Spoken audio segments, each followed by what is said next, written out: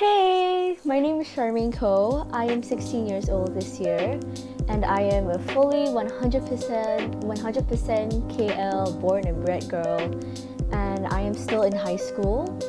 I'm in my final year, so I'll be finishing my IGCSEs around about next year. I began singing at a toddler age of 5 years old, and ever since after I discovered my love for the arts, I began participating in various vocal competitions as well as gigs. A lot of them were wedding gigs, as well as involved myself in a lot of local theatrical productions here in KL. So I am 100% a fully born and bred KL girl, straight off the bat. First question, where did my love for music come from? As I mentioned earlier, I began singing at age 5. And it was because of Disney Channel, the infamous Disney Channel. More specifically, Camp Rock actually, which involved Demi Lovato and the Jonas Brothers. So I remember like one of my family members turning on Camp Rock for the first time, and then you literally see this bunch of people acting and then breaking into song, and then my small mind was like yeah, that was me at age 5, and that got me into singing and dancing and acting and basically everything that's got to do with the arts, because it looked so fun, and it was not normal for people to just, go on with their daily lives and then suddenly break into a song, and then you hear instrumentals at the back and a band playing out of nowhere, and that was so cool, and I wanted to enjoy that. So that was my beginning. What's my creative process? I would say my creative process is not in the norm. Whenever I try to write something or come up with ideas for, my next few singles, I would, sit down, draft it out, but sometimes it just doesn't work, Sometimes it does, and sometimes it's helpful, sitting down and writing everything that's in your mind. But sometimes the ideas don't come, and sometimes it comes when I'm sleeping. Literally like sleeping, when I'm dreaming, and then suddenly I just hear a melody in my head and I just spring out of my bed, and I use that voice memo app on my iPhone, and then I just record whatever melody I have in my head, and that would be the beginning of what I would say in the works of my creative projects, I would usually take these ideas and bring it over to my producers that I'm working with right now. They're currently in LA. We would set up meetings, and I would spill all of my ideas, and we would talk and discuss on how to develop it, whether it's worth developing, whether, just creative stuff.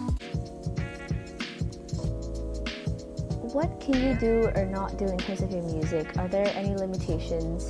Oh yes, we want to know if there are certain limitations to the music you create. Are there boundaries, things you aren't comfortable creating? Okay, I would say that music is music, and therefore music is a form of art. And there shouldn't really be any limitation when it comes to creating something that's very, very much creative, like music. But however, the trickiest aspect of it is not, how do I say this?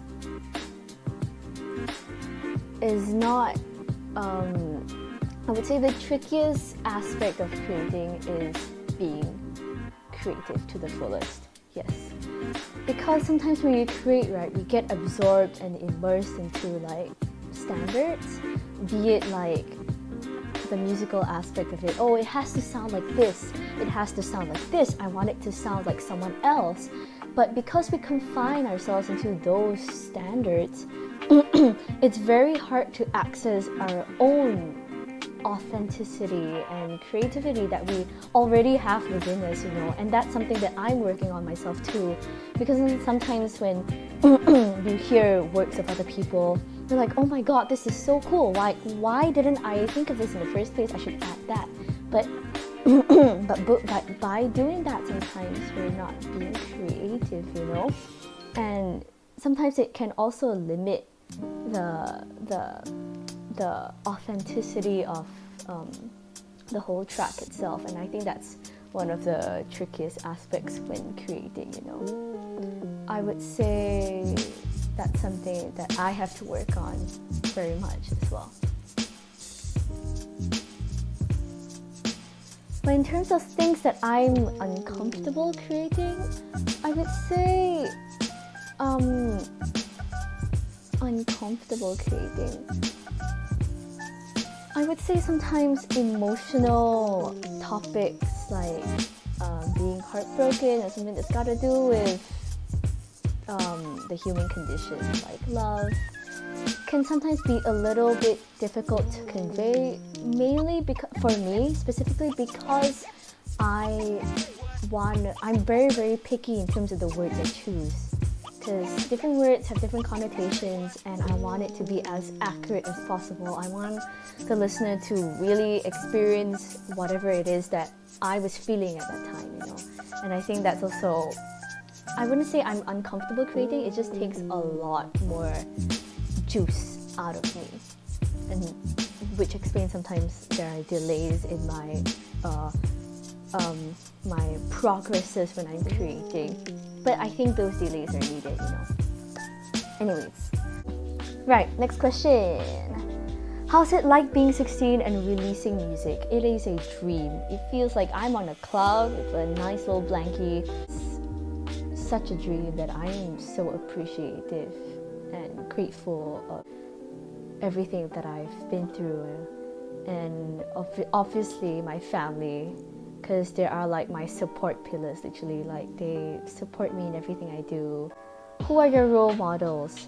I know I talk a lot about Nikki and I talk a lot about Tom Mish because they're just wonderful beings, but I think the two people that I've missed out on, Ariana Grande, it is a big one, that one, as well as Crush. They're like in different worlds but similar at the same time. Crush is a R&B singer, songwriter, composer, producer, literally everything, and Ariana Grande is Ariana Grande. I love Ariana Grande for her style, or I mean in terms of like music, you know, her style, and man, the beat, like just everything about the composition element in her songs, that the R&B feel good groove that she has going on like throughout like the number of years that I've listened to her music is insane. Yours truly all the way till now, that is one, Ariana Grande. Number two, Crush. I love Crush, like no joke, because of his production. Every song that he puts out there is so authentic and it's so wholesome, you know. Like, there are just some beats that are just so unique, and you're like, oh my god, I've never actually thought of that. Like, if let's say he talks about, I don't know, water, there's just some sort of like water element in his production that just makes it like just so great and so fresh. Yes, I think that's the word. I love Crush for his freshness and the authenticity that he brings. Thank you so much for listening to me. Thank you so much for having me on this interview as well. I hope to see you guys face to face again. Especially you, Elmira. I miss you so much. Thank you so much for having me on your project. It means a lot. And also a little plugging to end the video. You can find me on Instagram as CharmaineCo19. You can find me on Twitter as well as CharmaineCo19 as well. Facebook, you can find me at CharmaineCo. YouTube, you can find me at CharmaineCo. And that's it. Bye!